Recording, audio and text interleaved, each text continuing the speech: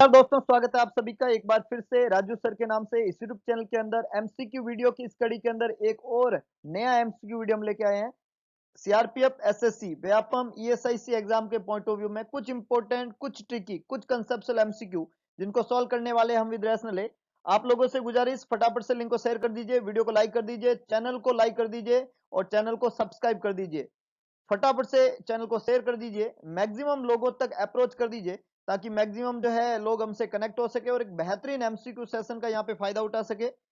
तो फटाफट से लाइक कर दीजिए, शेयर जरूर करें ताकि मैक्सिमम लोग कनेक्ट हो सके। तो शुरुआत करते हैं एक बेहतरीन एमसीक्यू सेशन की, कुछ इंपॉर्टेंट, कुछ ट्रिकी, कुछ कंसेप्चुअल एमसीक्यू के साथ में। आज के इस वीडियो लेक्चर का सबसे पहला एमसीक्यू आप लोगों के सामने ये रहा। A 5-year-old is admitted with suspected rheumatic fever. Which finding is suggested of polymigratory arthritis? First, a irregular movement of the extremities and facial grimace. Second, a painful swelling over the extensor surface of the joint. Third, a faint area of red demarcation over the back and abdomen. और last है swelling, inflammation and effusion of the joint. Question ने क्या बोला है साहब कि एक 5 साल की बच्ची है जो एडमिट हुई है और उस बच्ची को रिमोटॉइड आर्थराइटिस हम फीवर हम सस्पेक्टेड कर रहे हैं और जो फाइंडिंग सजेस्ट कर रही है वो है पॉलीमाइग्रेटरी आर्थराइटिस। तो आपको इसका मतलब बताना है पॉलीमाइग्रेटरी आर्थराइटिस क्या होता है। बहुत सिंपल है, अगर आप थोड़ा सा दिमाग लगाए। रिमेटिक फीवर एक ऑटो इम्यून डिजीज होती है, group A beta haemolytic streptococcal bacterial infection की वजह से सोर थ्रोट होता है और उसके 2 से 4 वीक बाद में एक ऑटो इम्यून प्रोसेस चलता है, एंटीजन एंटीबॉडी कॉम्प्लेक्स बनता है और उसकी वजह से कनेक्टिव टिश्यू अफेक्ट होते हैं जिसमें जॉइंट, हार्ट, ब्रेन और स्किन अफेक्ट होती है और कुछ मेजर और कुछ माइनर जोन्स क्राइटेरिया वहां पे डेवलप होते हैं। तो मेजर क्राइटेरिया का एक साइन है पॉलीमाइग्रेटरी आर्थराइटिस। 5 मेजर क्राइटेरिया होते हैं: carditis, arthritis, subcutaneous nodule, erythema marginatum और जो है आपका कोरिया। तो जो आर्थराइटिस साइन है वो जॉइंट से संबंधित है। आर्थराइटिस वर्ड का मतलब होता है इन्फ्लामेशन ऑफ द जॉइंट। तो फर्स्ट ऑप्शन तो खोटा हो गया क्योंकि इसमें फेशियल ग्रीमेस के बारे में दिया हुआ जो कि खोटा है। सी ऑप्शन खोटा है, faint area of the red demarcation of the back and abdomen, ये नहीं हो सकता। और स्वेलिंग और इन्फ्लामेशन और इफ्यूजन ऑफ द जॉइंट एक लिखा हुआ है डी ऑप्शन के अंदर। और बी ऑप्शन में लिखा हुआ painful swelling over the extensor surface of the joint. तो ए और सी तो नहीं हो सकता, ये हमने कह दिया। अब बी और डी में से कोई भी हो सकता है। अब बी और डी में से कौन सा होगा, इसको अगर आप डिस्क्राइब करें तो देखिएगा जो पोली आर्थराइटिस होता है उसमें स्वेलिंग, इन्फ्लामेशन और इफ्यूजन, जो कि आप सब लोगों ने यहाँ पे पहचाना है, डी बिल्कुल डी होगा दोनों में से। इफ्यूजन ऑफ द जॉइंट जो है उसको पॉलीमाइग्रेटरी आर्थराइटिस कहते हैं। तो डी यहाँ पे करेक्ट आंसर है। ए, बी और सी तीनों ही खोटे जवाब है। बी इनकरेक्ट है क्योंकि ये डिस्क्राइब करता है सबक्यूटेनियस नोड्यूल को। अगर painful swelling over the extensor surface of the joint होती है तो इनको सबक्यूटेनियस नोड्यूल कहते हैं जो कि स्किन से संबंधित साइन है ना। हमने बोला 4 साइन और 5 साइन होते हैं जिसमें एक साइन जो है वो पॉलीआर्थराइटिस है जो कि ऑप्शन डी में है और एक साइन जो बी में लिखा हुआ है ये सबक्यूटेनियस नोड्यूल को इंडिकेट करता है जो कि स्किन के अंदर होता है। सी इनकरेक्ट है क्योंकि एरिथमा मार्जिनेटम को इंडिकेट करता है। Front area of the red back and abdomen के ऊपर ये एरिथमा मार्जिनेटम को इंडिकेट करता है। और ए इनकरेक्ट है क्योंकि ये डिस्क्राइब करता है कोरिया को, इसका एक साइन है कोरिया। तो ए है कोरिया, बी है सबक्यूटेनियस नोड्यूल, सी डिस्क्राइब करता है एरिथमा मार्जिनेटम और डी है पॉलीआर्थराइटिस। और पीछे एक बचा है कार्डाइटिस जो कि हार्ट से संबंधित होता है। बहुत ही बढ़िया, बहुत ही शानदार, मैक्सिमम लोगों ने ठीक जवाब दिया है। आगे लेके चलता हूं, नेक्स्ट देखिएगा, नेक्स्ट देखिएगा।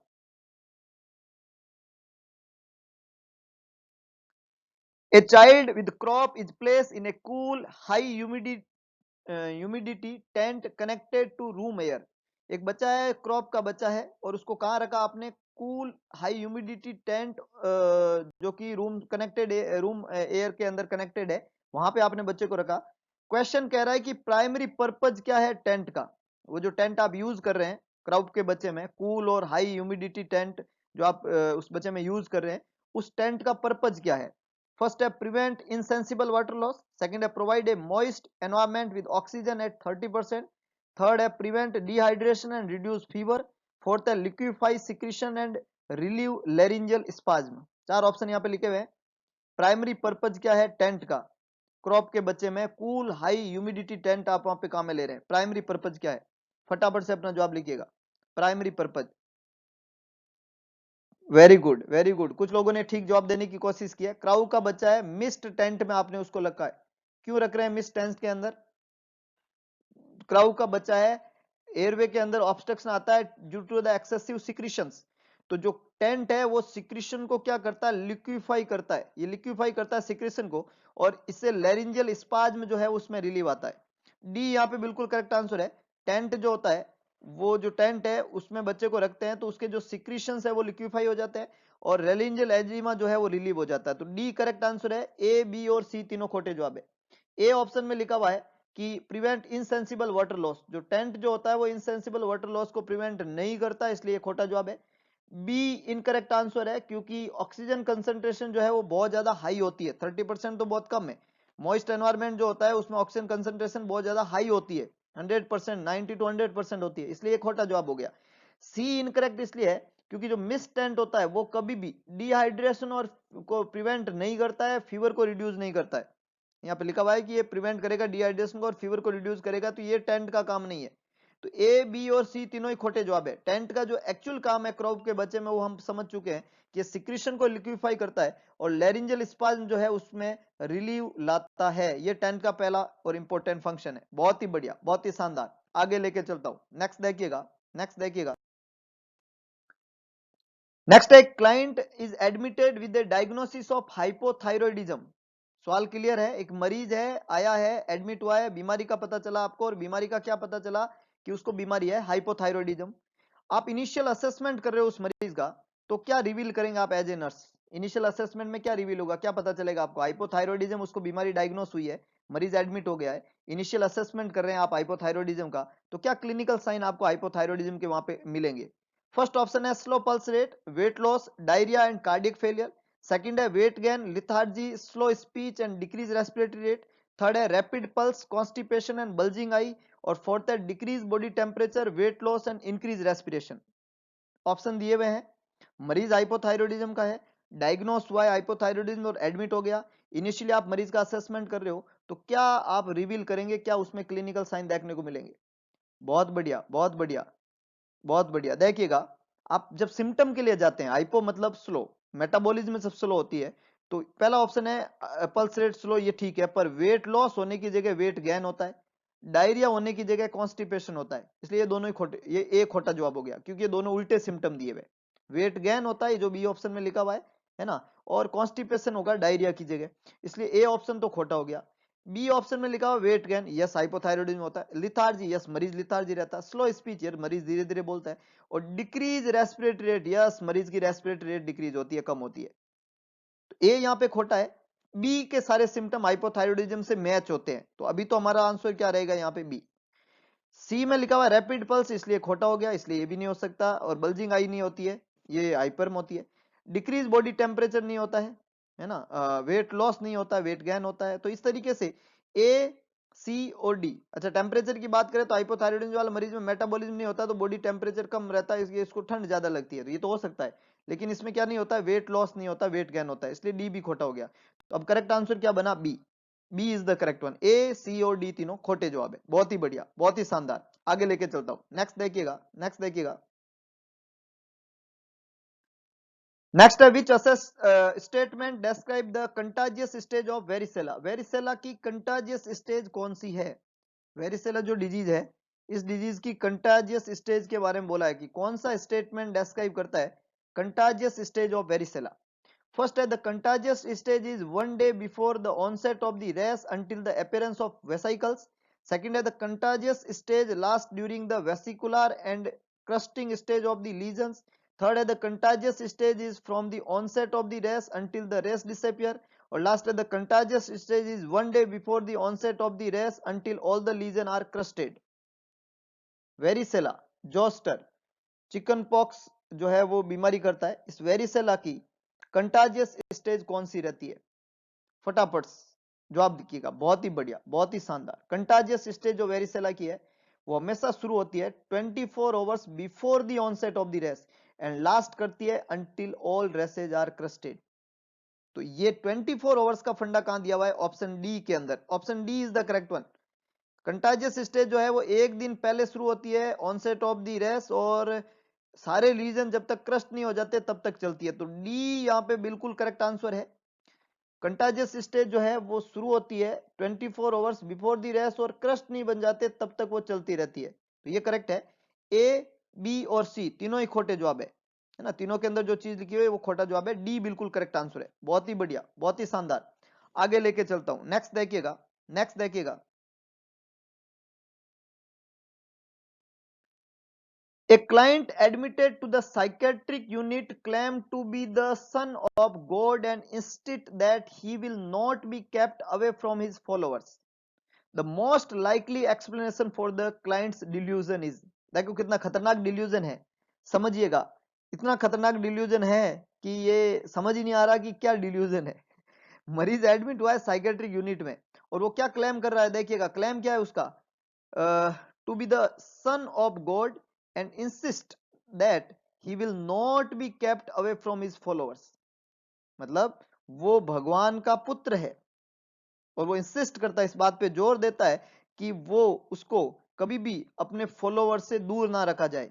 ये डिल्यूजन किस तरीके का डिल्यूजन है उस पर्टिकुलर इंडिविजुअल का? डिल्यूजन का मतलब होता है फिक्स फॉल्स बिलीव। उसके अंदर एक, खोपड़े के अंदर एक फिक्स फॉल्स बिलीव घुस गया है कि वो भगवान का पुत्र है, गॉड का पुत्र है। फिक्स फॉल्स बिलीव है उसका। तो इसको बोलते हैं डिल्यूजन ऑफ ग्रैंडियोसिटी। किसको बोलते हैं इसको? Delusion of grandiosity. तो है महान, भगवान का पुत्र है वो, कितनी महानता सिद्ध की, इसको बोलते हैं डिल्यूजन ऑफ ग्रैंडियोसिटी। जब डिल्यूजन ऑफ ग्रैंडियोसिटी डेवलप होती है तो उसके साथ में, मरीज के साथ में एसोसिएटेड होती है लो सेल्फ एस्टीम, है ना। जो ये एक्सप्लेनेशन है, मोस्ट लाइकली जो एक्सप्लेनेशन है क्लाइंट के डिल्यूजन का, वो है लो सेल्फ एस्टीम का, है ना, क्योंकि उसको डिल्यूजन ऑफ ग्रैंडियोसिटी हो रही है। और डिल्यूजन ऑफ ग्रैंडियोसिटी जो है वो किसके साथ में एसोसिएटेड होती है? लो सेल्फ एस्टीम के साथ में। ऑप्शन ए इनकरेक्ट है, क्योंकि कन्वर्जन जो लिखा हुआ है, रिलीजन एक्सपीरियंस जो लिखा हुआ है, तो कन्वर्जन जो मरीज का है वो एक्सप्रेस करता है कि सेंसरी और मोटर डेफिशिट है ना। ऑप्शन बी और डी जो है वो डिल्यूजन, जो क्लाइंट का डिल्यूजन है, लेकिन ये एक्सप्लेन नहीं करता उसके पर्पज को। मतलब स्ट्रेसफुल इवेंट और ओवरवेलमिंग एंजाइटी जो है, ये भी एक तरह के डिल्यूजन होते हैं, पर ये पर्पज को इंडिकेट नहीं करते। तो यहाँ पे आपको समझने वाली बात है कि ये जो चीजें दी हुई है, क्लेम जो उसका है, वो डिल्यूजन कैसा है? ग्रांडियोसिटी वाला, जो कि किसके साथ में एसोसिएटेड है? लो सेल्फ एस्टीम के साथ में। तो सी यहाँ पे करेक्ट आंसर है। ए, बी और डी तीनों खोटे जवाब है। सभी लोगों को 10-10 बार सी लिखना है फटाफट से। वेरी गुड, वेरी गुड, बहुत ही बढ़िया, बहुत ही शानदार, क्या बात है, बहुत ही बढ़िया। लाइक करें, लाइक करें, शेयर करें, लाइक करें, इसको शेयर करें, ये जरूर करें, और साथ में अपना आंसर पुट करते रहे, है ना। और फटाफट से रजिस्टर्ड करें, नोवल नर्सिंग इंस्टीट्यूट को पे जाके आप रजिस्टर्ड करें। डॉक्टर एमडी राजपुरोहित के द्वारा संचालित ये इंस्टीट्यूट, वहां पे जाके आप अपने आप को रजिस्टर्ड करें। लिमिटेड सीट है, फटाफट से रजिस्ट्रेशन कंफर्म करें, ताकि आप लोग जो है आराम से अपनी स्टडी को कंटिन्यू कर पाए, है ना। सून जो है वो न्यू बैच स्टार्ट हो रहा है। आगे लेके चलता हूं। नेक्स्ट देखिएगा, नेक्स्ट देखिएगा। ज्यादा क्वेरी है आपको उसके बारे में कुछ, तो आपको कॉन्टेक्ट नंबर दिए हुए हैं, उस पर आप अपनी क्वेरी को क्लेरिफाई कर सकते हैं। बहुत ही बढ़िया, आगे लेके चलता हूं। नेक्स्ट देखिएगा। The nurse is caring for an 8 year old older child following a routine tonsillectomy, which finding should be reported immediately. Nurse जो है वो केयर दे रही है, 8 साल का बच्चा है, रूटीन टॉन्सिलेक्टमी उसकी प्लान हुई है, उसको केयर दे रहे हैं। कौन सी फाइंडिंग रिपोर्ट करेंगे आप इमीडिएटली? 8 साल का बच्चा है, एक रूटीन टॉन्सिलेक्टमी जो है वो वहां पे आप कैरिड आउट कर रहे हैं, तो कौन सी फाइंडिंग जो है आप रिपोर्ट करेंगे, इमीडिएटली रिपोर्ट करेंगे कौन सी फाइंडिंग को? फर्स्ट ऑप्शन है रिलुक्टेंस टू स्वेलो, सेकंड है drooling of blood tinged saliva, third है an axillary temperature of 99 degree fahrenheit, और लास्ट है रेस्पिरेटरी स्टाइडर। फटाफट से अपना जवाब लिखिएगा, फटाफट से अपना जवाब लिखिएगा। 8 साल का बच्चा, रूटीन टॉन्सिलेक्टमी आपने की है, कौन सी फाइंडिंग रिपोर्ट करेंगे आप इमीडिएटली? इमीडिएटली रिपोर्ट की जाने वाली फाइंडिंग, फटाफट से जवाब लिखिएगा। टॉन्सिलेक्टमी का संबंध किस चीज से रहेगा? फटाफट से अपना जवाब लिखिएगा। बहुत अच्छे, बहुत अच्छे, कई लोगों ने जवाब देने की कोशिश की है यहाँ पे, बहुत अच्छे। देखिएगा, ये रिलुक्टेंस वर्ड जो है ना, इसका मतलब होता है कि बहुत धीरे कभी कभार कर रहा है, मतलब इनफ्रीक्वेंटली कर रहा है, इसका मतलब है इनफ्रीक्वेंट। इनफ्रीक्वेंट आप अगर इसको फ्रीक्वेंट स्वेलो समझ के और सिर्फ स्वेलो पे फोकस करके ये जवाब लिख रहे हैं तो ये खोटा है, क्योंकि ये नॉर्मल है। टॉन्सिलेक्टोमी के बाद में इसको रिपोर्ट करने की जरूरत नहीं है। रिलुक्टेंस मतलब इनफ्रीक्वेंट स्वेलोइंग, कोई दिक्कत नहीं है। जो ड्रूलिंग हो रही है उसमें ब्लड टिंग्ड सलाइवा, ये नॉर्मल होता है। टॉन्सिलेक्टिंग के बाद में थोड़ा बहुत ब्लड आता है सलाइवा के साथ में, ये नॉर्मल है। टिंग्ड, ब्लड टिंग का मतलब है बहुत माइन्यूट, बहुत थोड़ा सा कभी कभी ब्लड, ये नॉर्मल है।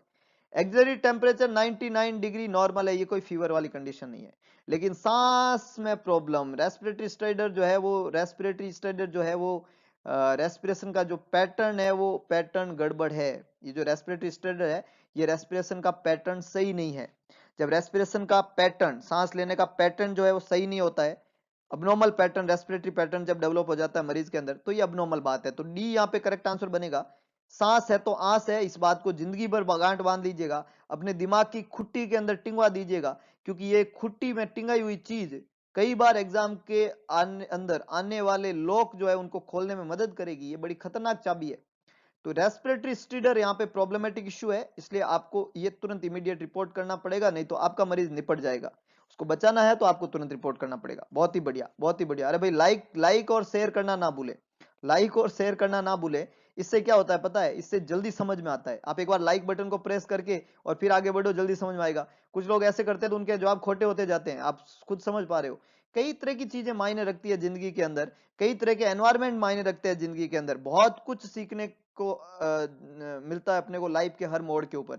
सीखते रहिए, आगे बढ़ते रहिए, अपने विश्वास करिए, अपने माता पिता पे विश्वास करिए और उस परम पिता परमेश्वर को अपने साथ में रखिएगा। और एक काम जरूर करिएगा, नोबल नर्सिंग इंस्टीट्यूट के अंदर रजिस्ट्रेशन करवा दीजिएगा जल्दी से ना, नहीं तो मौका जो है वो चूक ना जाए। बहुत इंपॉर्टेंट है, खतरनाक और धमाकेदार चीजें आने वाली है। और वो सारी चीजें जो आपको ईएसआईसी और नॉर्सेट के अंदर सिलेक्शन करवा दे वैसी चीजें हैं। 1 साल दीजिएगा, टिक के पढ़िएगा, डेफिनेटली सिलेक्शन होगा। सिलेक्शन श्योरिटी है वहां पे, सिलेक्शन श्योरिटी है वहां पे। बहुत धमाकेदार चीजें हैं, जल्दी से करिएगा और सब कुछ आपको वहां पे मिलेगा। कंफ्यूज नहीं होएगा, कब बैच स्टार्ट होंगे, कहाँ एड्रेस है, क्या होगा, वो सब होगा, सब मिलेगा। आप बस शुरुआत करिए और अपने आप को बस, सब कुछ चीजें आपके सामने टाइम के साथ में आएगी और सब जल्दी से इनिशिएशन होगा। फटाफट से रजिस्टर करना ना भूले। आगे लेके चलता हूं, नेक्स्ट देखिएगा, नेक्स्ट देखिएगा। The nurse is admitting a client with A suspected duodenal ulcer. मरीज एडमिट हुआ है, सस्पेक्टेड है उसमें ड्यूडिनल अल्सर। क्या सस्पेक्टेड है? Duodenal ulcer. The client will most likely report that his abdominal discomfort lesson when he. मरीज जो है वो सस्पेक्ट किस किस चीज को लेके एडमिट हुआ है? क्लाइंट एडमिट हुआ है जिसमें सस्पेक्टेड है ड्यूडिनल अल्सर। मरीज में ड्यूडिनल अल्सर सस्पेक्टेड है वहां पे। तो यहाँ पे पूछा जा रहा है कि क्लाइंट जो है वो मोस्ट लाइकली रिपोर्ट करेगा that his abdominal discomfort lessen, कम हुआ है, व्हेन ही, उसका मतलब एब्डोमेन का जो डिस्कम्फर्ट है वो कम होता है, मतलब उसको आराम रहता है जब वो ये करता है। क्या करेगा तब उसको आराम रहेगा? मतलब ड्यूडिनल अल्सर वाले मरीज को आराम कब रहता है, क्या करता है तब उसको आराम रहता है? Skips a meal, rest in recommended position, eats a meal, sits upright after eating. 4 option यहाँ पे लिखे हुए हैं, जिसमें एक में स्कीप ए मील लिखा हुआ है, एक में रिकमेंडेड पोजीशन में रेस्ट करता है, एक है ईट ए मील, खाना खाता है तब, एक है sit upright after eating, eating के बाद में जब अपराइट सीटिंग होती है। Which is the correct one? फटाफट से अपना जवाब लिखिएगा, फटाफट से। देखो सिंपल कंसेप्ट है, कंसेप्ट बहुत सिंपल है। पेप्टिक अल्सर दो तरह के होते हैं, गैस्ट्रिक अल्सर और ड्यूडिनल अल्सर। जो अल्सर स्टोमक में होता है उसको गैस्ट्रिक अल्सर कहते हैं, जो ड्यूडिनम होता है उसको ड्यूडिनल अल्सर कहते हैं। अब होता क्या है कि जब मरीज खाली पेट रहता है, मान लो उसने कुछ भी नहीं खाया, जैसे यहाँ पे लिखा हुआ स्कीप ए मील, तो अगर वो कुछ नहीं खाएगा तो जो स्टोमक के अंदर HCl बनता है, HCl, वो HCl स्टोमक से निकल के कहाँ जाता है? ड्यूडिनम में। और ड्यूडिनम में जब वो अल्सर के ऊपर टच करता है तो मरीज को क्या होता है? पेन। तो अगर मरीज खाली पेट रहेगा तो ये HCl जाएगा और मरीज को पेन होगा, इसलिए ड्यूडिनल अल्सर में मरीज को एम्प्टी स्टोमक पेन होता है बहुत ज्यादा। अब अगर मैंने मरीज के पेट में खाना डाल दिया है तो ये जो आपका HCl है ये कहाँ बिजी हो गया? खाने के अंदर बिजी हो गया, है ना। जो आपने मरीज के पेट में खाना डाला है, ये HCl उस खाने को डाइजेस्ट करने में बिजी हो गया। जब HCl खाने को डाइजेस्ट करने के अंदर बिजी है, तो उस कंडीशन के अंदर क्या होता है कि ये जो अल्सर है वहां पे HCl नहीं पहुंचेगा, नहीं पहुंचेगा तो पेन नहीं होगा, इसलिए मरीज को हम खाना खाने का कहते हैं। और जब मरीज खाना खाएगा तब उसको दर्द गायब हो जाएगा, दर्द नहीं होएगा। तो सी यहाँ पे बिल्कुल करेक्ट आंसर है। ए बी और डी तीनों खोटे जवाब है। जब मरीज खाना खाता है ड्यूडेनल अल्सर का तो उसको पैन में क्या आ जाता है, रिलीव आ जाता है। वेरी गुड, बहुत ही बढ़िया, बहुत ही शानदार। आगे लेके चलता हूं, नेक्स्ट देखिएगा, नेक्स्ट देखिएगा। Which of the following meal selections is appropriate for the client with celiac disease? बीमारी है सिलाइक डिजीज, कल भी सुबह भी हमने बात की इसके बारे में, सिलेक्ट डिजीज के बारे में। कौन सा अप्रोप्रिएट मील है सिलेक्ट डिजीज का, अलग अलग बार एग्जाम में सवाल पूछा हुआ है। तो सिलेक्ट डिजीज में ब्रो ये प्रॉब्लमेटिक इश्यू है, बार्ले राई ओट और वीट ये दिक्कत करते हैं सिलेक्ट डिजीज के अंदर। ग्लूटेन होता है इन सब के अंदर, और ग्लूटेन से इंटेस्टाइन को सेंसिटिविटी होती है, उसको हम ग्लूटेन एंटेरोपैथी कहते हैं। तो ग्लूटेन की वजह से प्रॉब्लम है, बीमारी सिलेक्ट डिजीज है, और सिलेक्ट डिजीज वाली बीमारी के अंदर जब मरीज ग्लूटेन का इंटेक करता है तब उसको प्रॉब्लम होती है। तो उस मरीज को हम बार्ले राई ओट और वीट वाले फूड सब्सटेंस नहीं देना चाहते हैं। तो अप्रोप्रिएट सिलेक्शन करो जिसमें ये चीजें नहीं होती है। Toast jam and apple juice, peanut butter cookies and milk, rice crispy bar and milk, cheese pizza and Kool Aid. फटाफट से अपना जवाब लिखिएगा, कौन सी चीज के अंदर, कौन सी चीज व्हीट फ्लोर से नहीं बनी होती है, व्हीट का जो आटा होता है उससे कौन सी चीज। देखिएगा टोस्ट और जाम अगर आप ले रहे हैं तो ये गेहूं से बनी होती है, इसलिए तो खोटा हो गया। पीनट बटर कुकीज, कुकीज जो होते हैं वो व्हीट फ्लोर से बने होते हैं। चीज पिज्जा व्हीट फ्लोर से बनता है, सिंपल सी बात है। ए बी और डी तीनों ही खोटे जवाब है, क्योंकि ये तीनों ही चीजें जो है वो कंटेन करती है ग्लूटेन, एक प्रोटीन सब्सटेंस, और जिसकी वजह से सिलेक्ट डिजीज के सिम्टम आ जाएंगे, मतलब बीमारी एग्जासर्बेट हो जाएगी, इसके सिम्टम हो जाएंगे। तो ये तीनों चीजें वहां पे नहीं लेनी होती है। तो सी यहाँ पे करेक्ट आंसर है, राइस क्रिस्पी और मिल्क, इससे सिलेक्ट डिजीज के सिम्टम नहीं आते। सी बिल्कुल करेक्ट आंसर है, ये सिलेक्ट डिजीज के सिम्टम नहीं आएंगे अगर ये आप खाने के अंदर ऐड करेंगे। तो राइस और उससे बना हुआ मिलेट जो है और उससे बने हुए जो डाइटरी सब्सटेंस है उससे प्रॉब्लम नहीं होगी। तो सी यहाँ पे करेक्ट आंसर है, ए बी और डी तीनों ही खोटे जवाब है। बहुत ही बढ़िया, बहुत ही शानदार। आगे लेके चलता हूं साहब, नेक्स्ट देखिएगा, नेक्स्ट देखिएगा।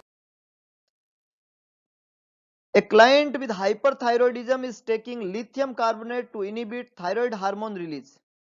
Which complaint by the client should alert the nurse to a problem with the client's medication? एक मरीज है, एडमिट हुआ है हाइपरथायरॉयडिज्म के साथ में, और लिथियम कार्बोनेट दवाई मरीज ले रहा है। लिथियम कार्बोनेट दवाई जो है वो ले रहा है इनिबिट करने के लिए थायराइड हार्मोन के रिलीज को। कौन सी कंप्लेन जो है क्लाइंट की आपको अलर्ट करेगी, जो है प्रॉब्लम है क्लाइंट को मेडिकेशन के साथ में, ऐसी क्या कंप्लेन मरीज ने की जो आपको अलर्ट करेगी कि मरीज को मेडिकेशन की वजह से क्या हो रही है, प्रॉब्लम आ रही है। ऐसी कौन सी कंप्लेन मरीज आपको कहेगा। फर्स्ट ऑप्शन है the clients complain of blurred vision, second the client complain of increase thirst and increase urination, fourth है the client complain of increase weight gain over the past year, and last the client complain of change in taste. चार option यहाँ पे लिखे हुए। कौन सी complain आपको alert करेगी कि मरीज को प्रॉब्लम हो रही है दवाई से। दवाई कौन सी ले रहा है, लिथियम, एंटी मैनिक ड्रग भी होती है। यहाँ पे हाइपरथायरॉयडिज्म के अंदर मरीज इंटेक कर रहा है लिथियम का।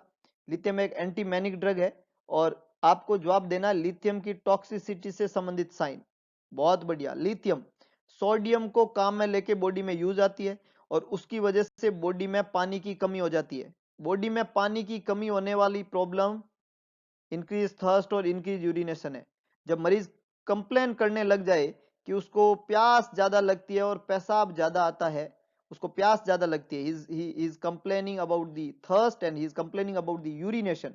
तो अगर प्यास और पेशाब दोनों मरीज को ज्यादा आने लग गया, इसका मतलब पेशाब ज्यादा आएगा, पोलीयूरिया होगा तो उसको थर्स्ट लगेगी, इसका मतलब मरीज को लिथियम की टॉक्सिसिटी हो रही है। बी अगर साइन मरीज इंडिकेट करता है तो आपके कान खड़े हो जाने चाहिए, ये लिथियम की टॉक्सिसिटी को इंडिकेट करते हैं। ऑप्शन ए ब्लड विजन और option D change in test lithium से संबंधित है ही नहीं। इस दवाई की वजह से ये दोनों ही सिम्टम नहीं आते हैं, तो ए और डी तो मेडिकेशन से संबंधित ही नहीं है, इसलिए क्या है, इनकरेक्ट है। ऑप्शन सी जो है वो एक्सपेक्टेड साइड इफेक्ट होते हैं मेडिकेशन के, लेकिन ये टॉक्सिक इफेक्ट नहीं है, इसलिए ऑप्शन सी भी यहाँ पे खोटा हो जाएगा। तो करेक्ट आंसर क्या बनेगा, बी। बहुत ही बढ़िया, बहुत ही शानदार। आगे लेके चलता हूं, नेक्स्ट देखिएगा, नेक्स्ट देखिएगा।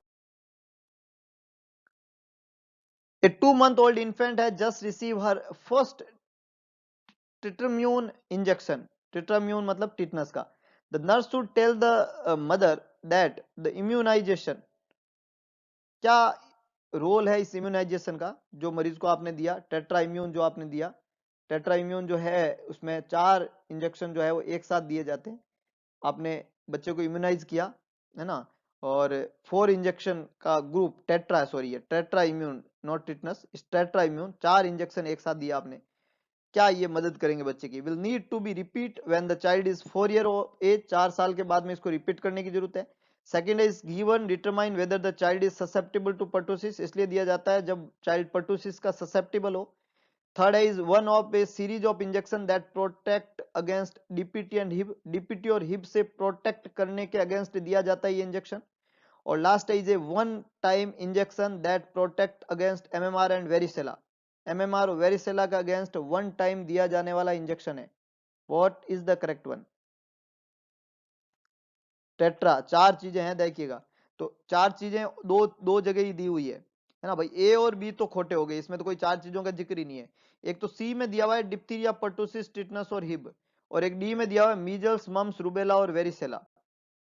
कौन सा करेक्ट होएगा? बहुत ही बढ़िया, कुछ लोगों ने बिल्कुल सही पहचाना। ये करेक्ट आंसर तो साहब आपके अनुसार सी होगा और मेरे अनुसार भी सी है। डिप्थीरिया, पर्टुसिस, टिटनस और हिब, ये 4 चीजें मिलके टेट्रा इम्यून बनाती है। तो इन चारों चीजों के अगेंस्ट दिया जाता है टेट्रा इम्यून। जो मीजल्स, मम्स, रूबेला और वेरिसेला है, इसका संबंध टेट्रा इम्यून से नहीं है। डी खोटा जवाब है, सी बिल्कुल करेक्ट आंसर है। ए, बी और डी तीनों ही खोटे जवाब है, सी बिल्कुल करेक्ट आंसर है। टेट्रा इम्यून जो होता है वो डिप्थीरिया, पर्टुसिस, टिटनस और हीमोफिलस इन्फ्लुएंजा टाइप बी, इन बीमारियों के अगेंस्ट दिया जाता है। तो सी यहाँ पे बिल्कुल करेक्ट आंसर है। बहुत ही बढ़िया, मैक्सिमम लोगों ने ठीक से पहचाना है, बहुत ही शानदार। तो ये कुछ इंपॉर्टेंट, कुछ कंसेप्चुअल, कुछ ट्रिकी एमसीक्यू आज की इस वीडियो लेक्चर में हमने पढ़े। होप्स आपको वीडियो पसंद आएगा तो वीडियो को लाइक करें, वीडियो को शेयर करें, कमेंट बॉक्स में अपना सुझाव डालना ना भूले। और इसके अलावा एक काम करें, भगवान कृष्ण ने कहा था कि सारथी बने, स्वार्थी ना बने। तो बनिए सारथी और इस कंटेंट को मैक्सिमम लोगों तक अप्रोच करवाइए। और इसके अलावा जल्दी से novel institute of nursing Jodhpur में अपना रजिस्ट्रेशन कंफर्म करें और मैक्सिमम लोगों तक अप्रोच करें, मैक्सिमम लोगों को चीजों के बारे में बताएं, ताकि सभी लोग एक सिस्टमिक स्टडी करें। ऑनलाइन ऑफलाइन दोनों तरह की स्टडी आपको वहां पे मिलेगी, तो आप बिल्कुल ज्वाइन करें। बहुत ही अच्छा आपका फ्यूचर वहां पे डेवलप हो सकता है। और इस तरीके के कंटेंट हम वहां पे कंटिन्यू जो है अगले वीडियो लेक्चर में हम यहाँ पे कंटिन्यू करेंगे। तो आज के लिए बस इतना ही। मिलते हैं दोबारा एक नई एनर्जी, नए एमसीक्यू सेशन के साथ में, कुछ इंपॉर्टेंट, कुछ ट्रिकी, कुछ कंसेप्चुअल एमसीक्यू को लेके। तब तक के लिए जय हिंद, जय भारत, जय महाकाल।